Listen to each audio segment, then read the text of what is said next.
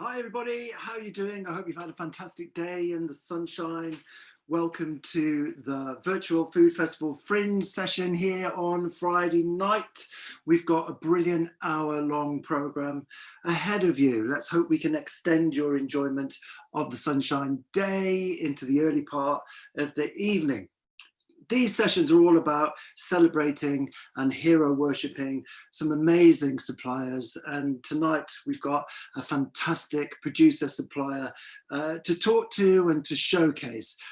In the program, we'll be doing a bit of chatting. We'll be having a little look behind the scenes, getting to know the supplier. We'll also be doing a little bit of cooking, food demonstration, as well as making a couple of announcements. Surely by now you know that these fringe sessions precede another event. We've got a full day ahead tomorrow. We'll talk about who's in the lineup. But first of all, the announcement that is really pertinent, a new initiative we've got, is called the Food Market, and it's really brilliant. It does everything that we set out to do on the virtualfoodfestival.org website. It celebrates brilliant produce. So let's get in the founder members, Ross and Jack, to talk a little bit more about that new initiative that really does showcase some amazing produce. If you've been on our website, of course, we're going live now on YouTube. Our website is the place where we call it the repository of all the information, all the recipes, all the details of our suppliers. You can have a look on there. And if you do go on there, not in the next hour, but surely before the end of Saturday, you might have a little look. There's a green button on the home page, and then you can press that button, Food Market, and then you can actually purchase the things that Jack and everybody else are going to be utilizing and cooking along with. Okay, so we've got, it looks like we've got Ross coming in from Padstow. Hello, Steve. Hello, mate. How are you? Right. Oh, there's three for the price of one.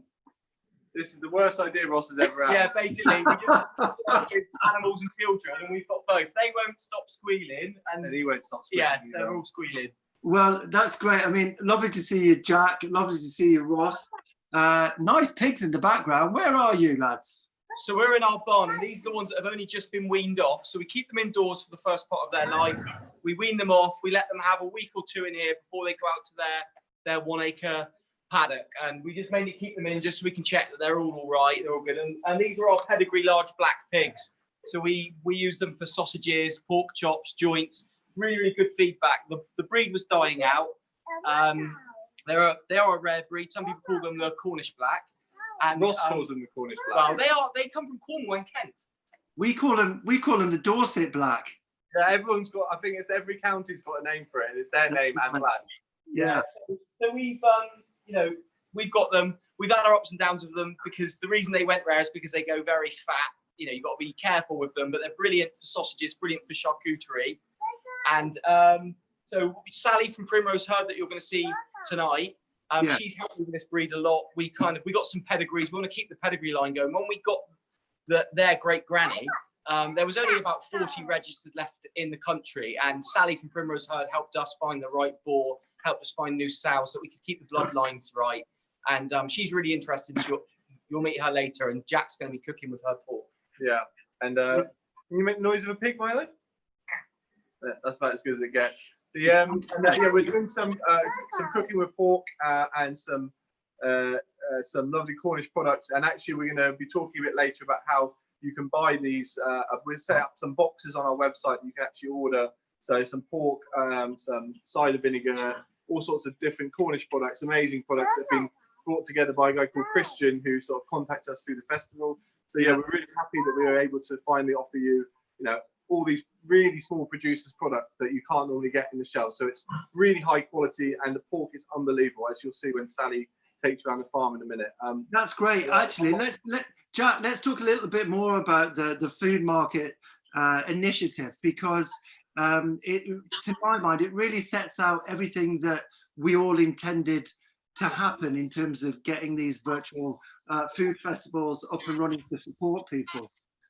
Yeah, so yeah, I mean, the thing is, we started off the festival to help suppliers, and we helped some really good suppliers that we use, but they are bigger suppliers, people like the Warrens, Fish for Thought, you know, these kind of guys that were, you know, they are like really, really amazing producers, amazing suppliers. But we also were contacted by a lot of smaller producers, like St. Dock Asparagus, we did a fringe with, and also Port Philly Shellfish and things like that.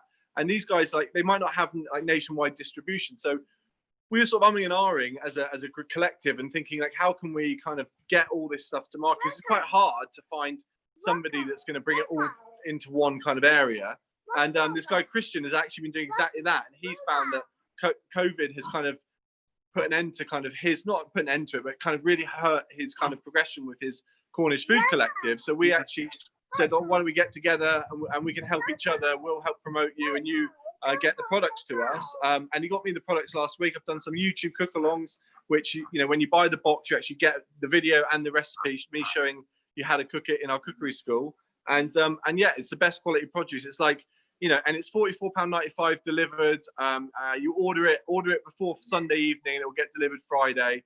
Because it's so high quality, it does take time. It's you know, and we've got very limited stock. So go on our website at virtualfoodfestival.org to buy them. And there's a duck one there as well, which we're going to do a future fringe on, the Cornish Duck Company.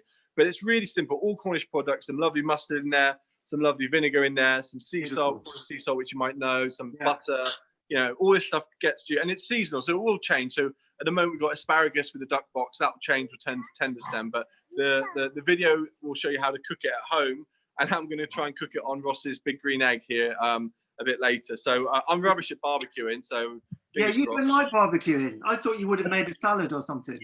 Yeah, I do normally make a salad. I find barbecuing, I'm a chef and everyone becomes a chef during a barbecue. So when the barbecue normally comes out, which there's been a lot of call for at the moment, I make a salad, or a ceviche or something, don't I?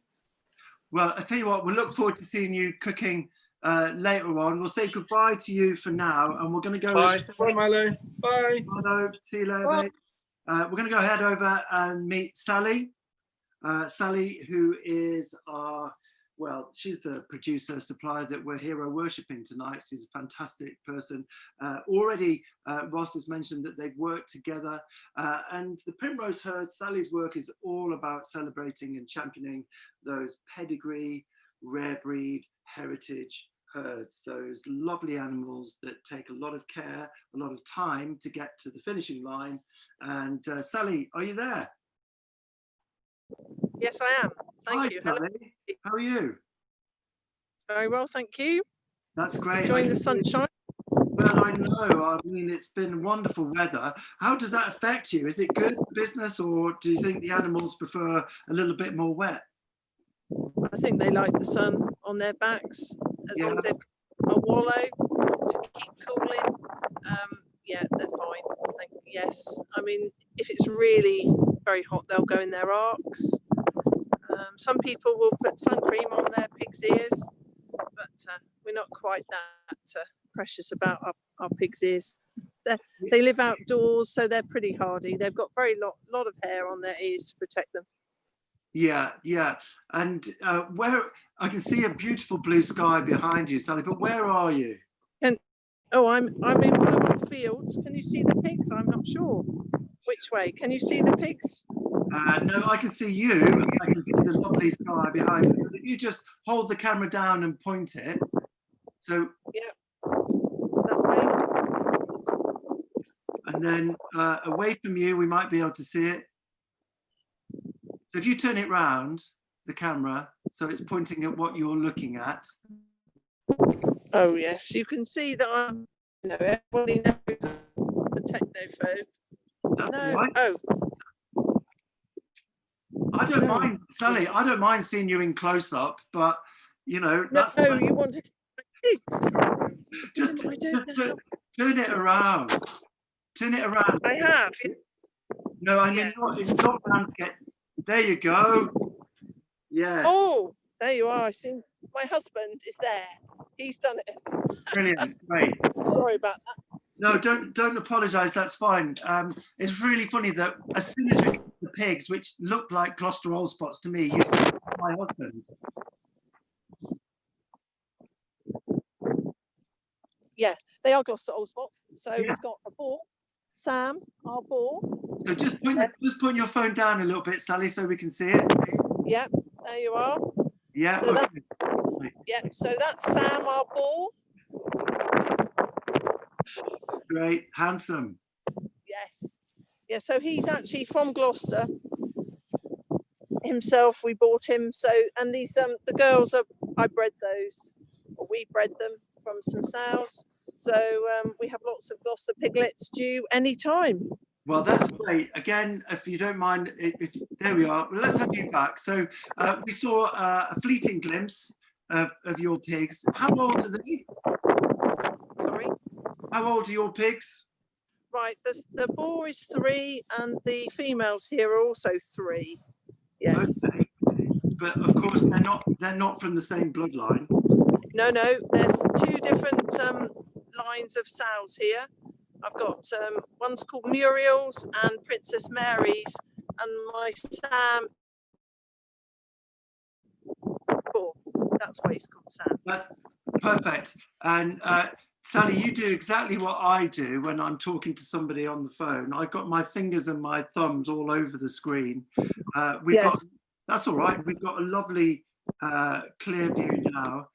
Just tip your camera down and let's have a look at those pigs. There we are. Great, fine. Yeah, they really are quite hairy, aren't they? Oh yes, yeah, Sam especially. Well, they live out, 52 weeks of the year. Yeah. So that's to protect them from the, the winter and the sunshine, really. So yeah. And so how did you get into farming? I mean, what was it? Is it something that's been passed down through the family? No, my father had large blacks, which is obviously what Ross had earlier. Yeah. And he gave us 2 Gloucester Old Spot Gilts about 25 years ago, and it went from there, really. And then during foot and mouth in 2001, he died very unexpectedly. And so we had his large black pigs to go with our Gloucester Old Spots. And well, they look really friendly. Are they very close to you? Are they almost round your feet? Can you tip the camera down to your feet? Yes, yeah, down there. Can you see? Yeah, I can. I can see the rear end. Yes. Whereabouts in the world are you? The rear end of, pardon? That's the rear end of Sam. Great. Yeah, he's, nice. He's very important. Of course. Mm-hmm. Yeah, and his rear end. Very important. Yeah. Yes, exactly. Yes. But their food source is going, so they're wandering off now. Well, they're like that, aren't they? I think it's called cotton love. They only want you for their food. Yes. Let's get you back on camera. Yeah. Let's have a look at you. Yeah. You've seen the pigs. Now you've got to see me. Yes. It's great. I mean, we also saw quite a bit of the farm. It looks fairly expansive. They've got a lot of room. How much acreage have you got? We've got about 12 acres. This is just part of it here. Yeah. We've got other land near to where the butchery and the house are. And so at the moment, we've got about 15 sows at the moment. I've only got 1 Gloucester boar. I had to say goodbye to my large black boar a few weeks ago. He was getting on, and really it was time for him to sort of go, really, which was very sad. Yeah. But I haven't been able to get another one. Because keeping animals, I mean, it's really emotive. Of course, you're keeping animals because the end product makes, well, it's an amazing end product, really, isn't it? But it doesn't stop you from being attached to animals. Oh no, especially sows who some of our sows over the years have been 8 or 9. And if they've produced, 150 to 200 piglets, so yes, you become very attached. They've got names, the children have named them over the years from characters from The Simpsons, the tweenies, depending on how old the children were, what television programs they were watching at the time. Great. You know, And it's interesting. Sally, we're just we're kind of getting half a screen view. I think we might have an errant finger over your lens. There you go. There. Perfect. Sorry. No, it's fine. Don't worry about it. And then Everyone will be laughing at me. no, it's not. It's the most unnatural thing in the world, isn't it? Looking into your camera and talking live onto YouTube. I mean, it's the only thing I can do actually. So, you know, I shouldn't worry about it. We want to know a little bit more about the business, because obviously what we're trying to do is champion people like you, and we want to make sure that people can actually get the produce that you make. How is business, and how can people get hold of your amazing pedigree pork? Like many suppliers, especially in Cornwall, who really depend on the hospitality industry. Once the lockdown happened in March, and that was going to be a really busy weekend, you know, Mothering Sunday, Easter was coming up, then obviously we, you know, 90% of our business literally went overnight. But our farm shops became really very busy, because obviously the interest in local produce and being able to buy it simply, we have, you know, our food supply chains are very short.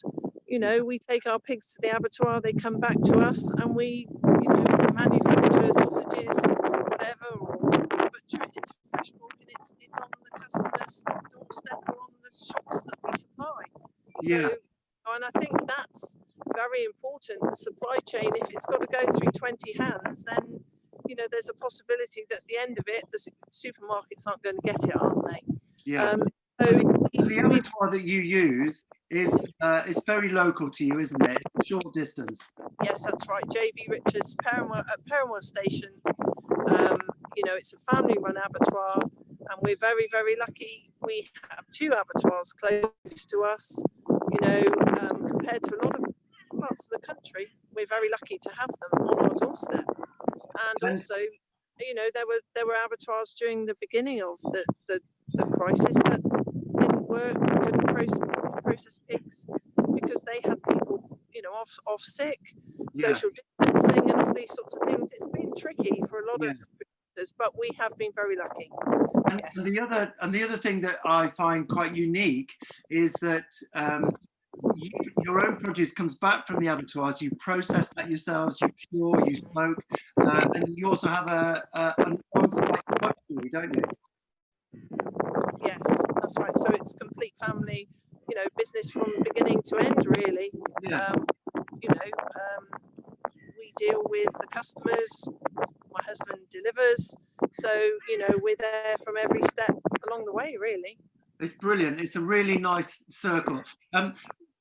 What we're going to do, Sally, there's just a slight bit of breeze coming across there, but we've heard everything you say. But I think it might be an opportune moment to actually talk to your butcher, Jake, because we've got him waiting. We're going to bring Jake on, and we might just say goodbye to you for the short term. Okay, Sally? Yes, okay. Brilliant. Thank you. Thank you. So coming live from Red Roost, I think Sally's farm is. There's hey, Jake, how are you? Hello there, sir. How are you? Yeah, very well. Very well. I must firstly apologise on Sally's behalf. She's not the technical of all of us. That's not and she's right in the top field where all the wind is. So yeah, I do apologise to the viewers for that. That's all right. We wanted to go and see the pigs, and you know, we're going live, and it's live on YouTube, and it's all about meeting real people. It's not about being polished and super slick and 5-star, so that's okay. I'd just like to introduce Rachel. She is Hi, Rachel. Milton Sally's daughter, and she is our bacon queen. Oh, hello. Hello. Interested in a bit of bacon? She is the bacon master.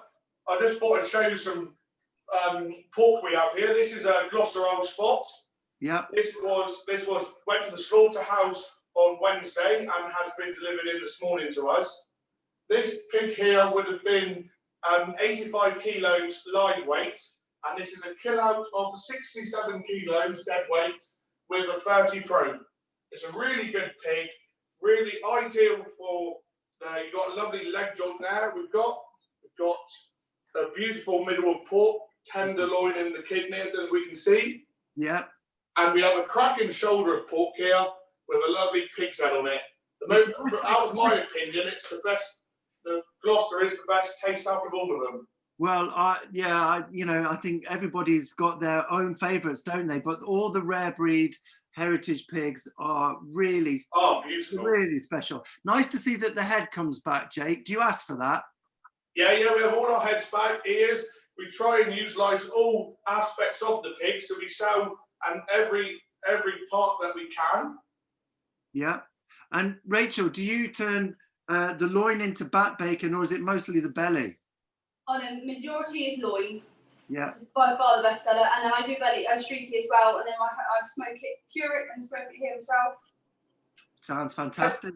Everything is done here. Jake makes all the sausages, hops pudding. So we try and use everything of the pig. Cheek muscles, really popular. We sell tails, ears. Yeah. Everything. Nothing. The whole nose to tail thing. Jake, I see that the leg, you cut the leg quite long. Has it got the chump on it? Yeah, we got the leg and the whole foot. Yeah. There we are. So we've got the whole leg all entire. Yeah. What would you do with that? Do you break that down into joints like gammons? Yeah, so we'll break that down. We have a really good following for cured hocks. So every hock we do is all cured, and the leg, we do a lot of bone and rolled legs, a lot of leg steaks, and we really do well on our bone and rolled gammons. Amazing. We have a really good outlet for our legs. And Rachel, do you do dry curing as well as wet curing?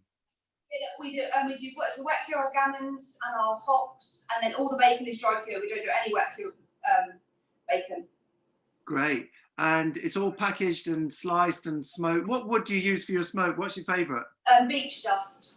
Nice. Yeah, it's not too much, but it's definitely not nice. We used to use oak, but it can be overbearing.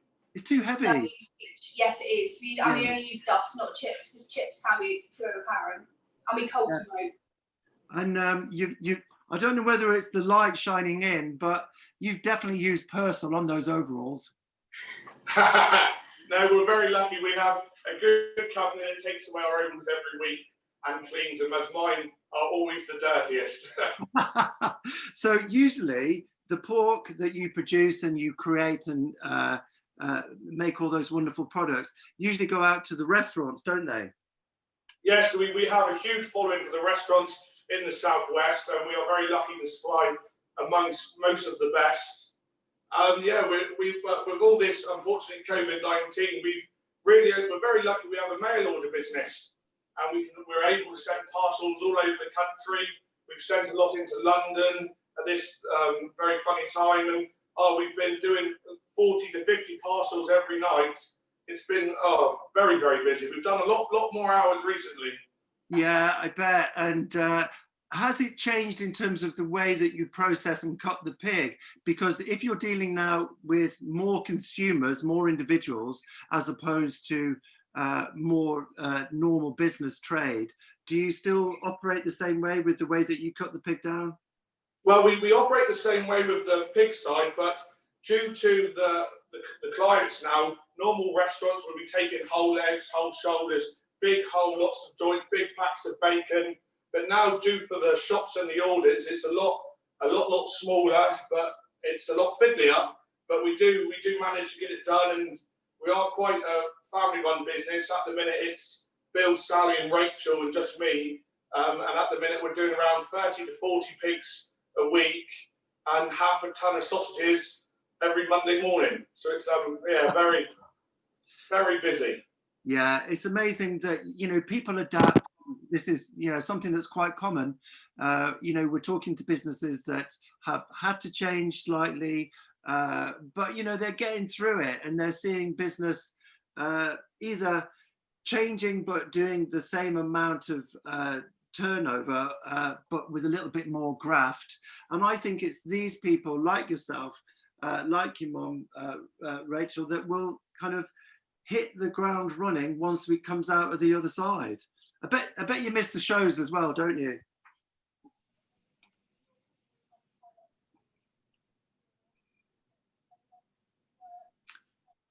Well, I think, Rachel, it's not. I don't think it's your problem, but I think we've lost the sound a little bit there.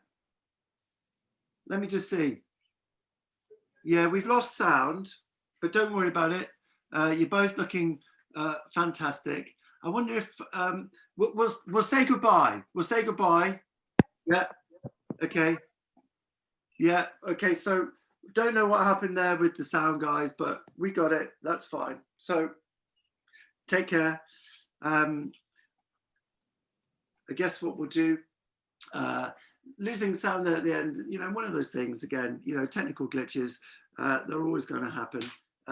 But what an amazing story, family run, really intent on producing the best, adapting to what's going on in the current climate and sort of winning really. And although everybody's working a little bit harder, I'm sure that everybody's pulling together.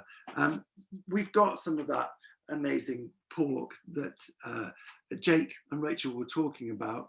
I wonder if we should head back and see if we can get Jack Stein on the screen, hopefully by the barbecue, so that we can see some of that lovely pork in action.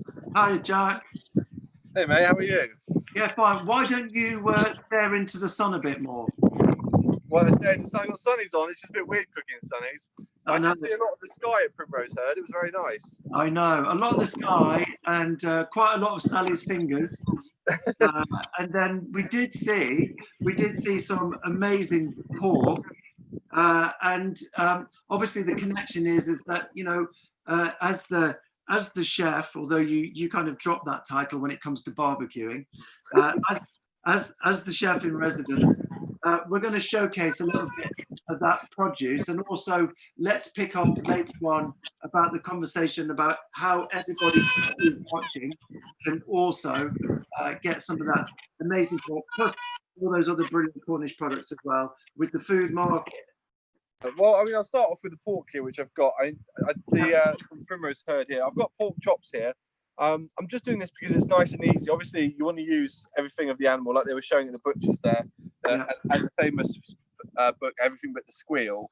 And pork is, as you well know, a very versatile animal. So there's plenty of other cuts rather than the chop. But I'm just doing a chop at the moment because it's nice and quick for cooking. And I think from an ordering perspective, if you want to order some of the stuff from the virtual food market, it's nice and easy and it's pretty simple to cook. So I've got this thing over here, which is this round grill. Wow. Called an affair. It's searingly hot. And I really don't understand how it works, but I've just bought some new potatoes. I'll talk a bit about the potatoes first, actually, if I can, because we're banging season for Cornish potatoes at the moment. And I know what people are going to say at Jerseys and other parts of the world, but Cornish potatoes for me are the best potatoes in the world. And there was a very funny story, a guy from Padstow who took tourists around Cornwall, around Tintagel, places like that. He was taking some tourists past Tintagel, and he said, "This is where King Arthur lived." And they said, "Oh yeah, really? There's a bird scarer in the field." And then, the next thing he said, "In this area here was where King Arthur had his potatoes."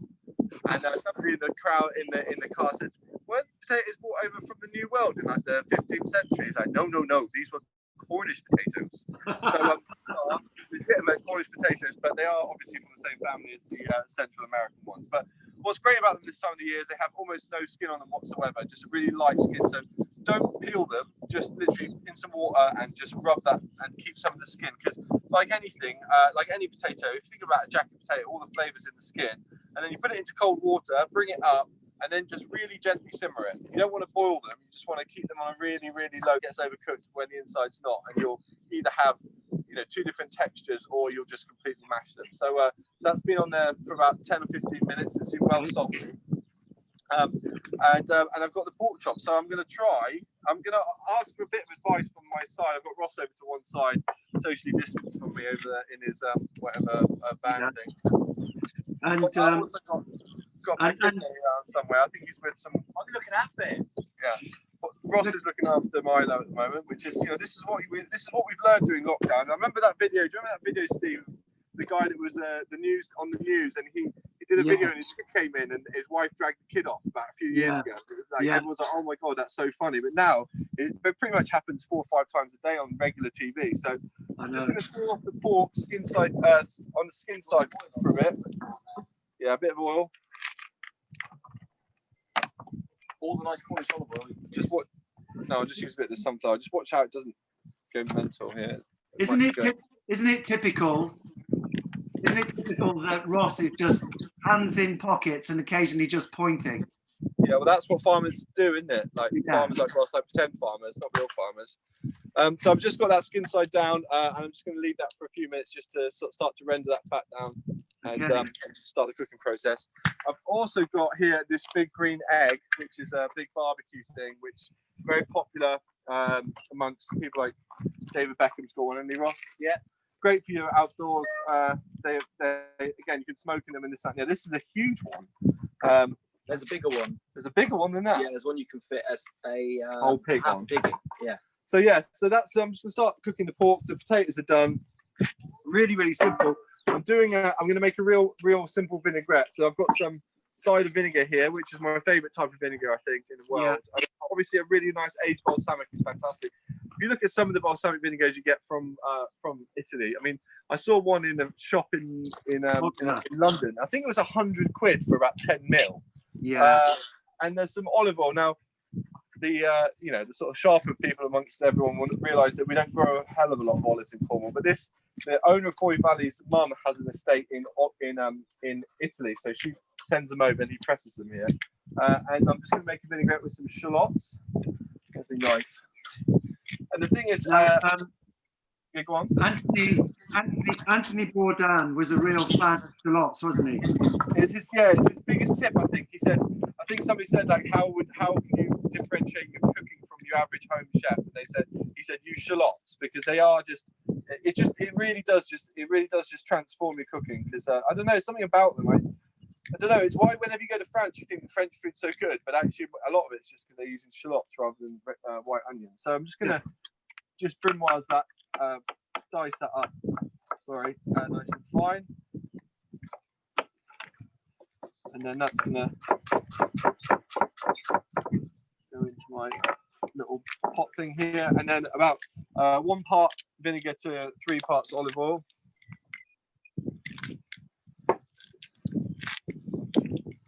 And actually, in the video I've done for the virtual food market for these boxes you can order, I've actually added soy in there as well, because I think it's a really nice way to add some savouriness to a vinaigrette. I'll just use some salt here, and then that's to one side. I'll just check on the pork. There we go. So I'm just going to leave it for another couple of minutes on that side. So yeah, and there's some of the other things. Yeah, go on. Sorry, is there a reason that you're cooking the pork separately, not in the big green egg, or it's just because you've got the option? I've no idea. I just got told to do it like this, to be honest. No, it's just because the big green egg's more like an oven for me. So this is like my pan, and this is my oven. The pan is at 200. The oven's at 200 degrees, and this is just searing off. So now I'm just going to start searing them off here. What I do normally with pork is I'll cook it. It's kind of a bit of a chefy way of doing it, but in a pan, bit of oil, 15 seconds, flip it every 15 seconds, and then add like, half of one of them. Yeah. And then let that get to a foaming consistency, which is about 140, 150 degrees, and then just baste it. So you've got like an oven inside a pan. Yeah. I'm barbecuing. I'm taking one for the team here, because it's not my natural environment for cooking. It's actually really good. Look at the colour that's got on there straight away. So nice. I mean, they're not very portable. It's not like, my normal barbecue is one of them disposable ones. You know what I mean? But this one, it looks like one of the plinths in the Colosseum or something. I bet Ross has told you he's made that himself, has he? I don't know where he got it from. Did you make it yourself? The plinth? Oh, it's a big green egg as well. Oh, so keep flipping it. This is a technique that's kind of a modernist technique for cooking meat, which was in the modernist cookbook. It's like this big it's written by a lot of chefs and one of the guys from Microsoft. And and they did a lot of tests on steak specifically, but they say you should flip them every 15 seconds rather than cook them for like a while on one side and then on the other side, because it keeps the heat rotating, so it keeps it nice and even. And with pork, with such a high quality pork like this from Primrose Herd, you can have it a bit pink, like not rare, but like on a probe, like maybe 60 degrees, so it's like just a bit, what do you call it, rosé or something? Blushing pink. Blushing pink, that's the one. Yeah. And because, you know, the good thing is, I mean, the British pork industry it's got the highest welfare standards in the world. We produce the best pork in the world. So, I mean, really, that story dates back to the 70s with these kind of things that were happening then in industrial farming, which really doesn't really apply anymore, especially if you're buying stuff like this stuff from Primrose Herd or from your local butcher wherever you live. Yeah. So, or from Ross, yeah. Jack, when you were shooting your videos for the food market, was that down at the school in Padstow? Yeah, this is a cookery school. It was very strange being. I mean, it's very strange being at all at the moment. But we did I did an interview with the Economist, the magazine, a bit early that day, and we were sort of in the car park, and he was saying, how different is this? And I said, it's so bizarre because we're so used to that car park just being full from sort of end of March till end of November, and there's just no one there but like the odd fishermen coming past. So yeah, we did it in the school. The great thing about cookery school is there's like 25 of everything, so you know, you don't have to do too much washing up.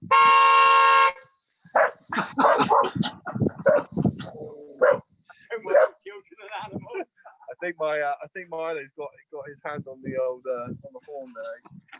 He loves the car door, so he's slamming it. So so again, it's a lovely colour on there now. I'm gonna add some more. So I've added some salt beforehand. Yeah. I'm just gonna keep, because it's now gonna go into the egg. I'm just gonna season it again, because a lot of seasoning will come off in the grilling process. Yeah. So just season as you go. There's one little white.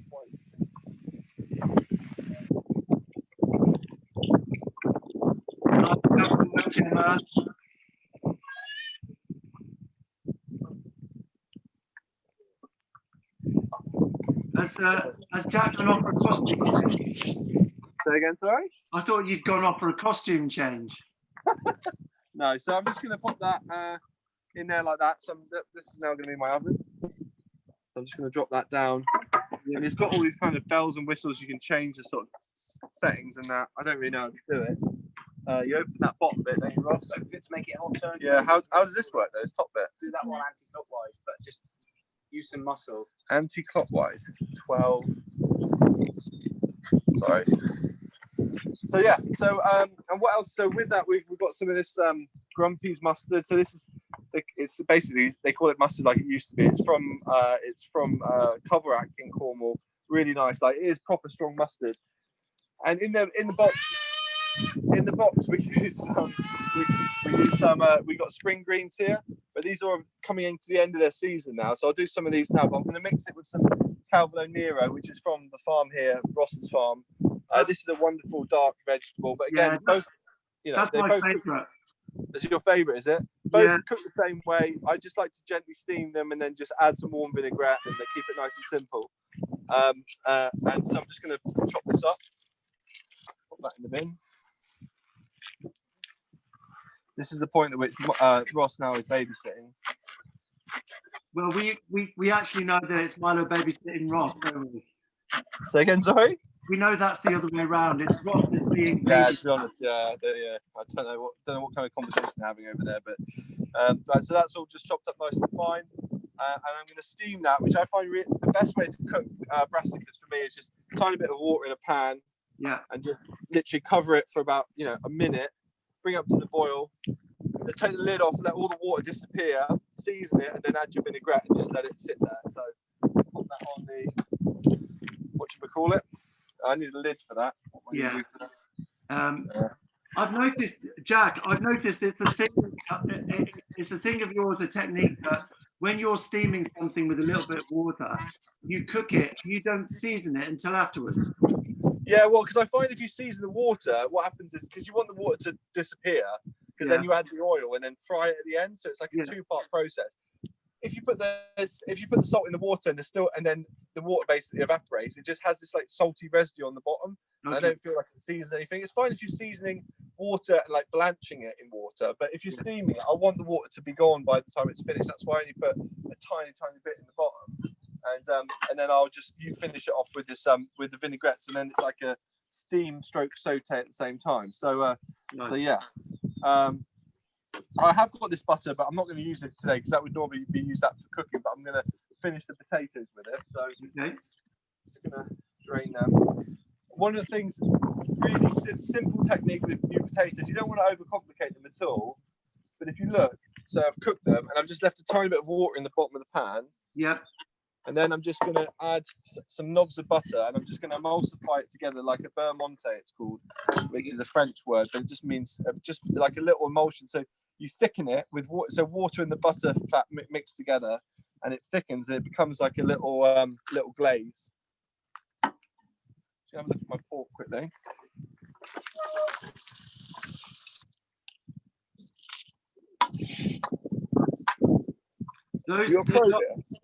They've got a lovely bit of fat on there, Jack. They're looking all right, aren't they? Yeah. Do you know what? I reckon you might have a future as a barbecue chef. No, not for me.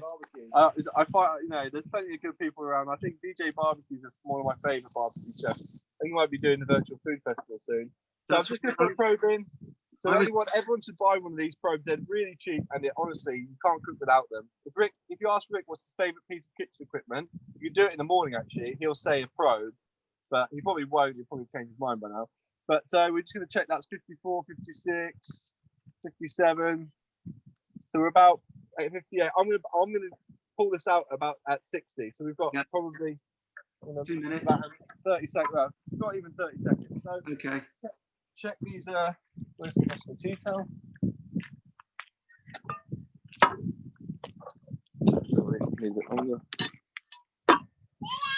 Yeah. Jack, do you know what Mark's favourite bit of kit that your dad's got is? Yeah. That massive welder's blowtorch. Oh, they're brilliant. Yeah, that's another thing. If you're in a, all cooks up and ask me what they should buy, what sort of, sorry, that's changed. But what's really worth buying? They're called matte gas torches, and again, it's come out of their modernist cookbook. Yeah. They did a load of. So what the modernist cookbook is just basically a load of real geeky people doing loads of experiments with stuff to find out, like, can you seal meat, and it's all this kind of science of cookery. But one of the things they found is the little blow torches that you use for creme brulees are made and use butane, and butane obviously has a flavour. And they found this stuff called matte gas, which is a roofer's torch. So if you go to I don't really do DIY, but somewhere that sells stuff that does DIY, and ask for a matte gas torch, they're massive, they're yellow, whereas butane's blue. And they're amazing. I mean, you can literally, you could get this color on this meat just with a torch, if you wanted to cook it slow, like sous vide or whatever you might want to do. Not that we want to do that. This isn't really happening here on the older flames chat. Oh yeah. So one of the things I do know about barbecues is you can do stuff straight in there. Yeah. If things aren't working for you, and you can cook dirty. Is that what it's called, dirty? Which means you cook straight in, like you might chuck a pineapple in there or some potatoes or whatever. So this is basically pretty rustic cooking for me. So fingers crossed. Well, Ross does a really nice thing with beetroot straight in on the ashes there. Oh yeah, I'll throw some beetroot in. Don't you wrap it in foil or anything? No, like that. Yeah. I'll take the elastic band off. It's like, yeah. So, take the elastic band off, throw the beetroot away, take the elastic band off. We actually, I remember thinking about the beetroot. Me and Ross went in this cookbook called, what was it called? Kitchen Garden Experts, wasn't it? Yeah. And it had loads of really, really good kitchen gardeners and chefs, and then there was me and you, wasn't it? And one of the things we did, we pickled these stems, didn't we? We did like all the waste products of turbots. We did all the cheeks. We did little bits of pickled this, that, the other. Well, brown butter, the brown butter solid hollandaise. Made like a sauce out of that. So it was quite ahead of its time, really, wasn't it? That was about 8 years ago. There's a very good picture of the two of us sat on sat down there on a gate. I think I'd just come back from Indonesia and I'd been there for about 2 months, and it was about the only time I've had a tan in my entire life. And I say a tan, I mean, I have to wear full full sun cream when the moon's out. So so there we go. Look, there's moon cream. So there's the little potato emulsion there. They're sort of ready, but I'm just going to chuck some of that water away. Don't get too much in there. And then so into that I'm going to add my vinaigrette, and then I'm going to season it. Is Ross near you? He's babysitting. Don't You want it? No. I was going to ask him about how his produce is coming along on the farm. I can tell you how it's coming along. It looks like there's a lot underneath. How is your produce coming along? Like all in the fields further away. There's loads and loads of Cavallonero, salad leaves, baby gems, new potatoes have just started. Doing all right. I'll probably have the best growing season I've had. Ross, come a bit closer to the microphone. It's been such a good growing season that even I've managed to grow something in my back garden. Ross gave me some like seedlings, and it looks like I mean, my back garden looks like, you know, like Bluestone Barns or something. Blue Hill Barns, sorry. It's got like all sorts kicking off in there. You'll have Dan Barber on the phone. I know Dan will be on saying, where do I get my heritage stuff from? And I'll be like, what's that, Miss Fothergill's? All right, so I'm just going to slice this pork up now.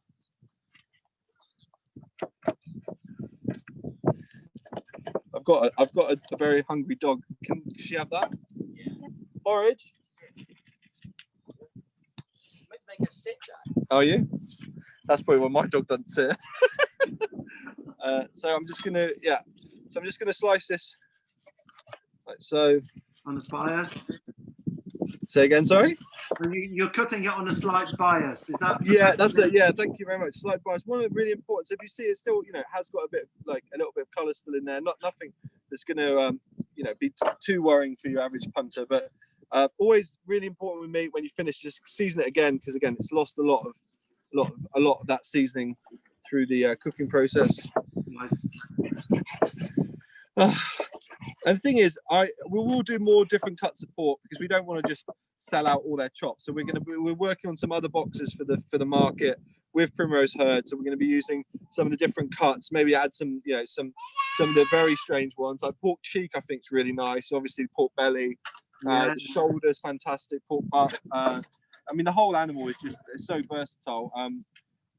So yeah, we'll be working on that. But we just thought we'd keep it nice and simple for the first kind of incarnation, if you like.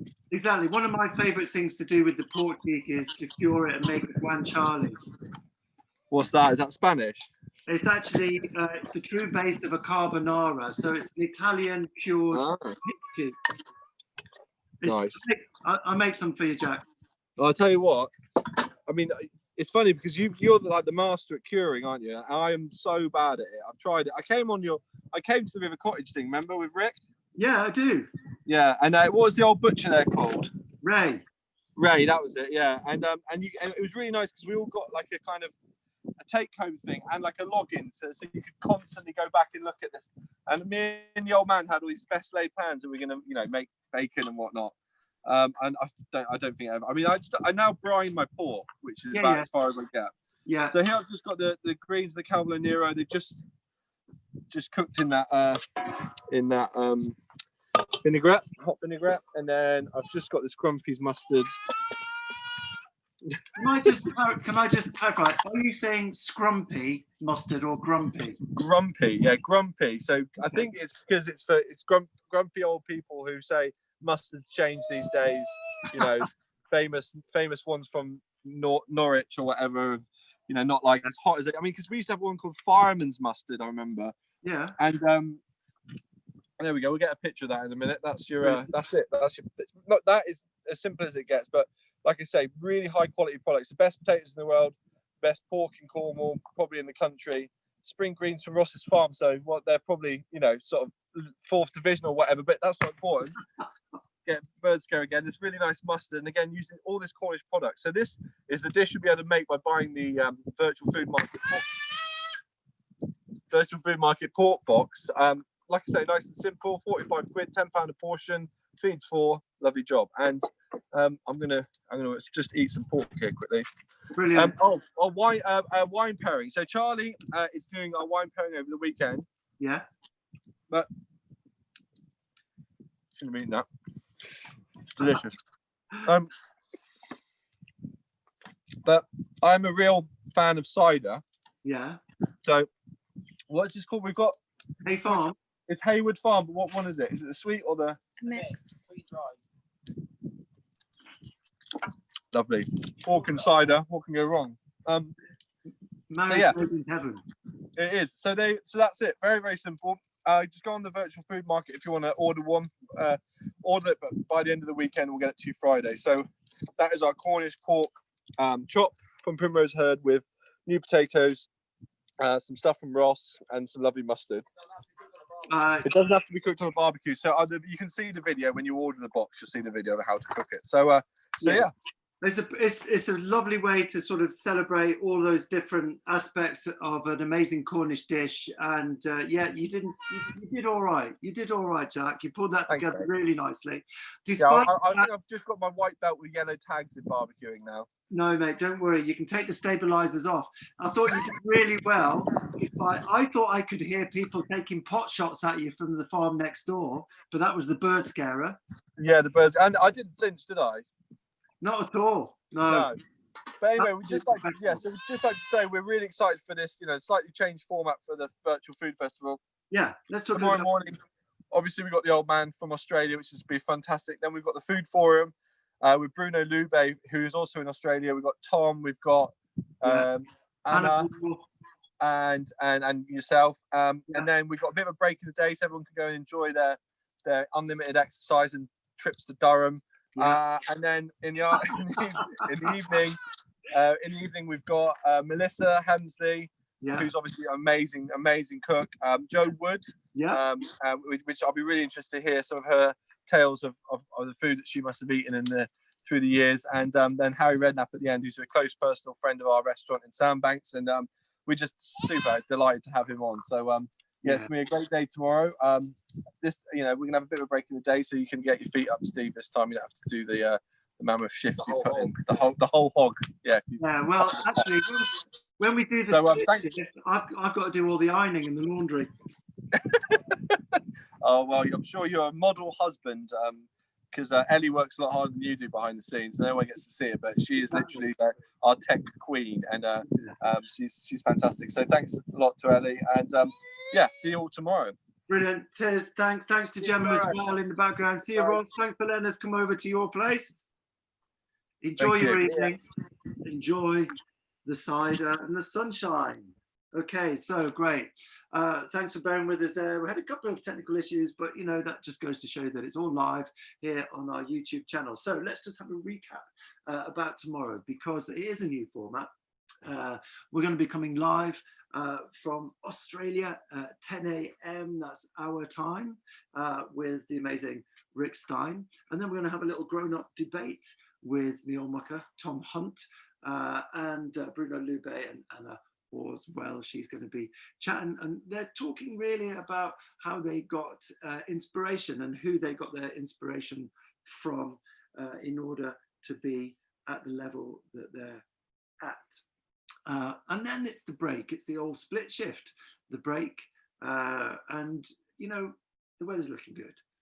Go and enjoy a little bit of sunshine. Go and have some R&R, but make sure you're back for about 6 p.m. our time, and then we'll be joined by the wonderful, fantastic, lovely Melissa Hemsley, and then the amazing Jo Woods. They're both going to be doing some fantastic demos, and of course we'll be having a little chat as well. And Ross and Jack, I'm sure, will be around at the evening, and I'm sure Ross would want to talk to Harry Redknapp. He's a Hammers fan himself. So what we want you to do in order to enjoy the experience a little bit more, get a little bit more up close and personal, you can go on the crowdfunder website and you can pledge to be on the front seat with Rick and with the evening session with Melissa, Jo, and Harry. And all of the cash that we raise with those pledges on the crowdfunder website then goes to help the charities, the National Emergencies Trust and St. Petrox. And of course, if you like what you saw in terms of Jack's cooking there, and you ought to do because it's pretty special, and you'd like to purchase one of those amazing food boxes with all that wonderful produce from Cornwall, then go on our website anytime from now until Sunday evening.